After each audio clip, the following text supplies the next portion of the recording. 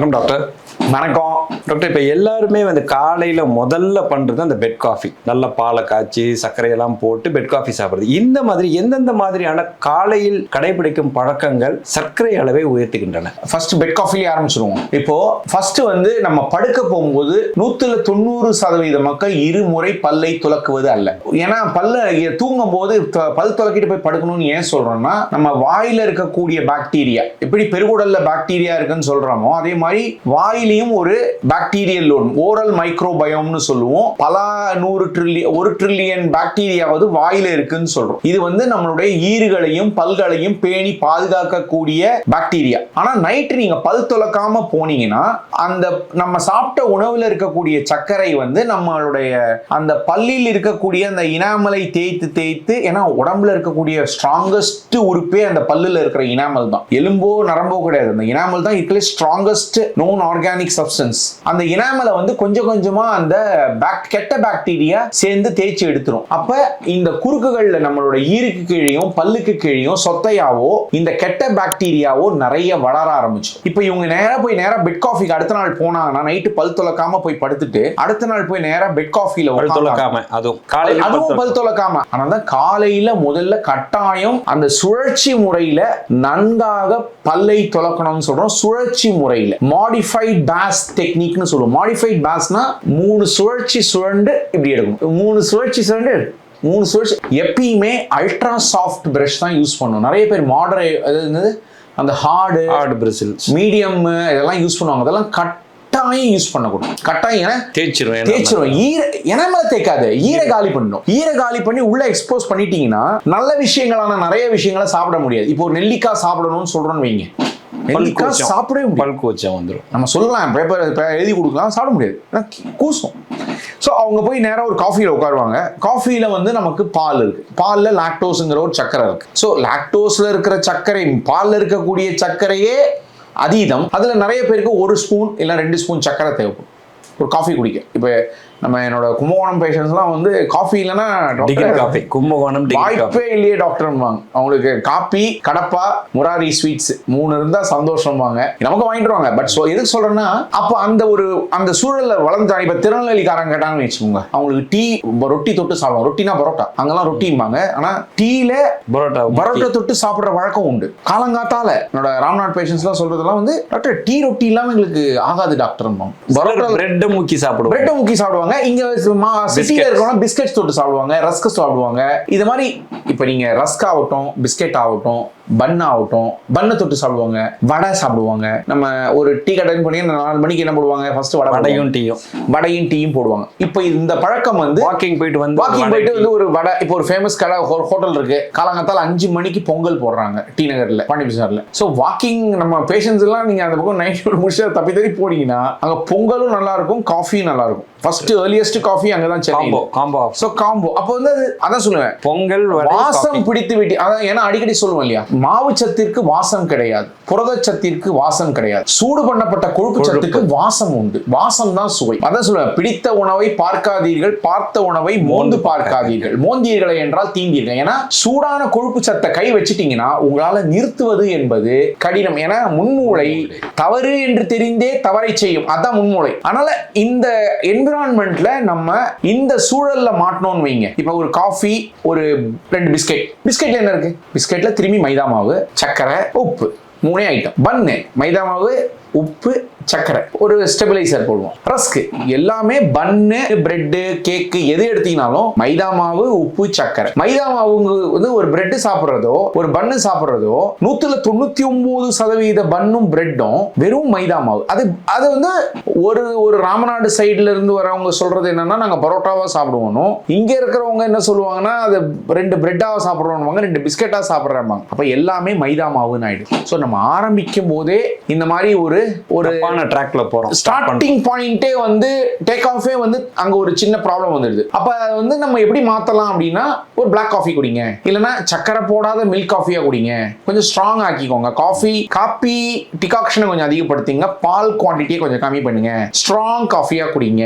ஏன்னா நிறைய பேருக்கு என்ன தெரியாதுன்னா, காஃபிலேயே கொலஸ்ட்ரால் உண்டு. காஃபெஸ்ட்ரால் அப்படின்னு ஒண்ணு ஒரு கொலஸ்ட்ரால் காஃபி டிகாக்ஷன்லயே உண்டு. அதனால ஃபில்டர் காஃபி இஸ் குட்னு சொல்லுவோம். பிளாக் காஃபிலேயே ஃபில்டர் காஃபி. ஏன்னா அந்த ஃபில்டர்ல வந்து கட்டாயம் அந்த காஃபில இருக்கக்கூடிய அந்த காஃபஸ்ட்ரால்ங்கிறது, ஏன்னா எல்லாரும் காஃபினா கெஃபீன் நினைச்சிட்டு இருப்பாங்க. கெஃபீன் இருக்குங்க, அது காஃபஸ்ட்ரால்னு ஒரு கொலஸ்ட்ரால் இருக்கு காஃபில. ஃபில்டர் காஃபில வந்து அந்த கொலஸ்ட்ரால் சற்றே வடி கட்டப்படும். ஆனா அதை மில்க்ல ஊத்திட்டோம்னா மில்க்ல இருக்கிற கொழுப்பு வருது, மில்க்ல இருக்கிற சக்கரை வருது. அதுல சக்கரை போட்டீங்கன்னா இன்னும் அதுக்கான ஒரு கேலரி கவுண்டை இன்க்ரீஸ் பண்றோம். So straight away we start with say 70 to 150 calories of a liquid diet. Liquid dietல என்ன ப்ராப்ளம்னா never drink a calorie ன்னு சொல்லுவோம். எரிபொருளை குடிப்பதை தவிருங்கள். முடிந்த வரையில் தவிருங்கள், ஆனால் குறையுங்கள். தவிர்க்க முடியலன்னா குறையுங்கள். 4 காஃபி குடிக்கிற இடத்துல 2 காஃபியா குடிங்க.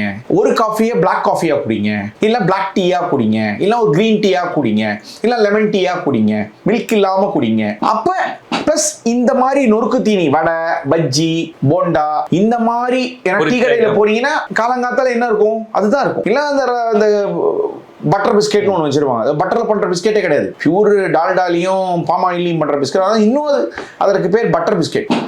அந்த சூழல்ல போய் நம்ம வாக்கிங் போற மக்கள் கூட தெரிந்தோ தெரியாமலோ அந்த தவறை செய்கிறார்கள். ஒரு சிம்பிள் செய்தி சொல்லிடுறேன். நிறைய கடைகள்ல ஒரே எண்ணெயை திரும்பி பயன்படுத்துவோம். ஒரே எண்ணெய் என்ன எண்ணெய்னா 2 எண்ணெய் தான் யூனிவர்சல்.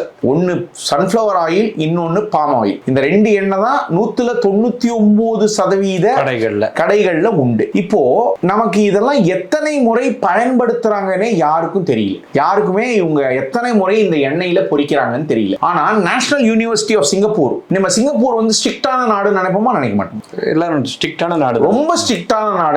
நடுராத்திரி கூட யார் வேணா எங்க வேணா நடந்து போலாம், அவ்வளவு ஸ்ட்ரிக்டான நாடு. ஆனா அங்க இருக்கிற கடைகள்ல இருக்கக்கூடிய ஸ்டடி ஒண்ணு இருக்கு. என்ன ஸ்டடினா, எத்தனை முறை அவங்க எண்ணெய பயன்படுத்துறாங்க அதை மாத்துறதுக்கு முன்னாடி அப்படிங்கறத ஸ்டடி. நீங்க சும்மா ஒரு கணக்கு சொல்லுங்க, எத்தனை முறை பயன்படுத்தி இருப்பாங்க சிங்கப்பூர்ல சொல்லுங்க. இந்தியா விட்டுருங்க. 5 முறை.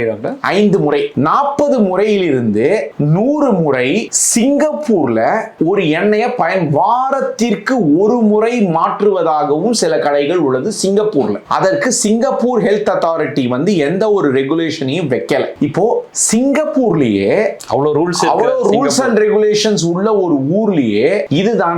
நம்ம ஊர்ல நோ பார்க்கிங்ல தான் பார்க் பண்ணுவாங்க, ரெட் சிக்னல் இருக்கும்போது தான் ஹார்ன் பண்ணுவாங்க. அப்போ நம்ம ஊர்ல வந்து எத்தனை முறை பயன்படுத்திய எண்ணெயில மீண்டும் இதை பயன்படுத்துறாங்கன்னு தெரியாது. அப்போ இந்த எண்ணெய், நான் ஒரு தடவை கொழுப்பையும் எண்ணெயும் பத்தி சொன்ன ஞாபகம் இருக்குன்னு நினைக்கிறேன். அதுல சூடு தாங்கும் எண்ணெய், சூடு தாங்கா எண்ணெய்னு சொல்லியிருக்கோம். சூடு தாங்கக்கூடிய எண்ணெய் தேங்காய் எண்ணெய், அதுக்கு அடுத்தது நம்மளோட கடலை எண்ணெய் சொல்லியிருப்பேன். பாம் ஆயில சொல்லியிருக்க மாட்டேன், ஏன்னா பாம் கர்னல் ஆயில் ஒன்று இந்தியாவில் கிடையாதுங்க. நம்ம ஊர்ல இருக்கிறது direct palm oil. Palm kernel oil நம்ம ஊர்ல கிடையாது. அதனால இந்த பாம் ஆயில் 50% உறைந்த கொழுப்பை கொண்டது.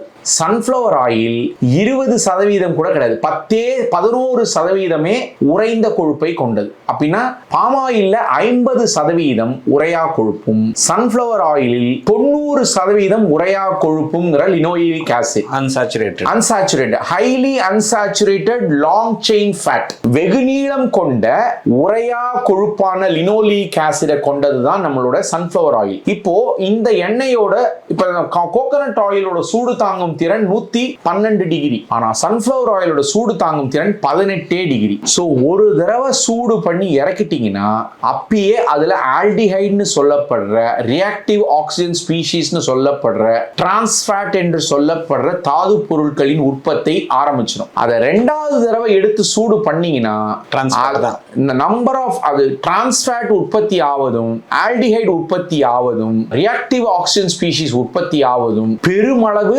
ரெட்டிப்பு ஆகிக்கொண்டே போகும், மல்டிப்ளை ஆகிட்டே போகும். அங்கதான் அந்த ஸ்மோக் பாயிண்ட்லாம் வரும். இப்பதான் இந்த ஸ்மோக் பாயிண்ட் நீங்க பொதுவையில கூகுள் சர்ச் பண்ணீங்கன்னா ஸ்மோக் பாயிண்ட் சொல்லுவாங்க. ஸ்மோக் பாயிண்ட்ங்கிறது என்னன்னா மெல்டிங் பாயிண்ட்ல இருந்து வேற, மெல்டிங் பாயிண்ட் இருந்து புத்தகங்கள் இருக்கிற ஒரு செய்தி, பொதுவையில வந்து வராது. மெல்டிங் பாயிண்ட்ங்கிறது அந்த ஒரு கொழுப்பில் உள்ளக்கூடிய கொழுப்பு அமிலம் உடையும், திறன் மாறும், தன்மை மாறும், டெம்பரேச்சர். ஆனா உங்களுடைய Smoking ஸ்மோக்கிங் பாயிண்ட்ங்கிறது ஒரு முறை சூடு பண்ணப்பட்டு பயன்படுத்தப்பட்ட எண்ணெய் இரண்டாவது முறை சூடு பண்ணும்பொழுது அதுல இருந்து லைட்டா ஒரு புகை வர ஆரம்பிக்கும். அது எவ்வளவுக்கு எவ்வளவு மீண்டும் மீண்டும் பயன்படுத்தப்படுகிறதோ அவ்வளவுக்கு அவ்வளவு கம்மி டெம்பரேச்சர்லயே அந்த புகை வர ஆரம்பிக்கும். அதான் ஸ்மோக் பாயிண்ட்.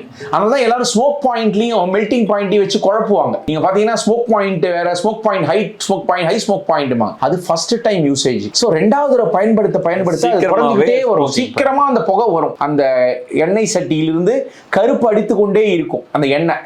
அந்த ஸ்மோக் பாயிண்ட் கீழே வர வர அதுல அந்த 3 தாது பொருளான aldehyde, reactive oxygen species and trans fat உற்பத்திக்கான பெருக்கம் கூடிக்கொண்டே வரும். அது இந்த டிரான்ஸ்ஃபேட்லாம் மனிதனால் செரிமானமே செய்ய முடியாத கொழுப்பு. உடம்புல இருக்கக்கூடிய கொழுப்பு ஆக்சிஜன், இது கார்பன், இது கார்பன்னா இது நடுவுல பாண்டுங்க. இது ரெண்டு சுண்டு விரல் வந்து ஹைட்ரஜன். இதுதான் சிஸ் ஃபார்ம்னு சொல்றோம்.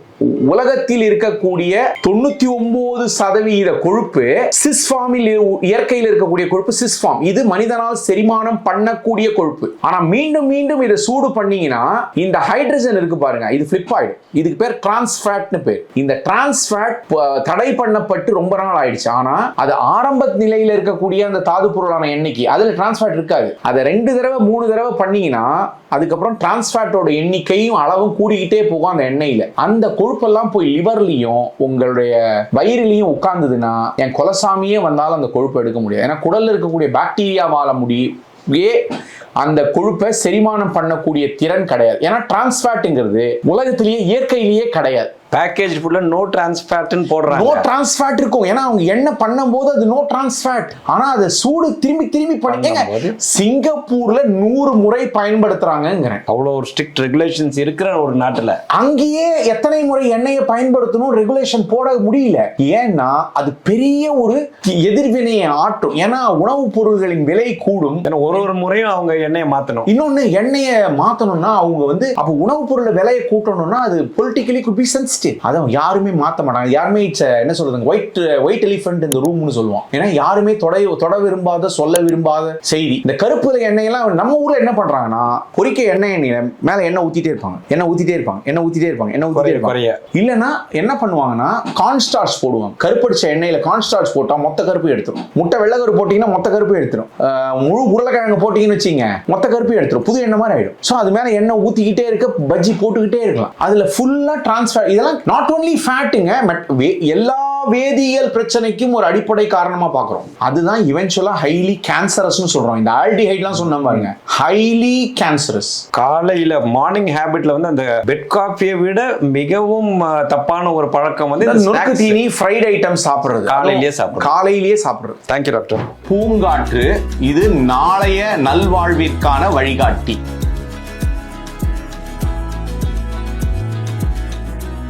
தொடர்ந்து எங்களோட வீடியோக்களை பார்க்கறதுக்கு பூங்காற்று சேனலை சப்ஸ்கிரைப் பண்ணுங்க அண்ட் ஃபாலோ பண்ணிடுங்க.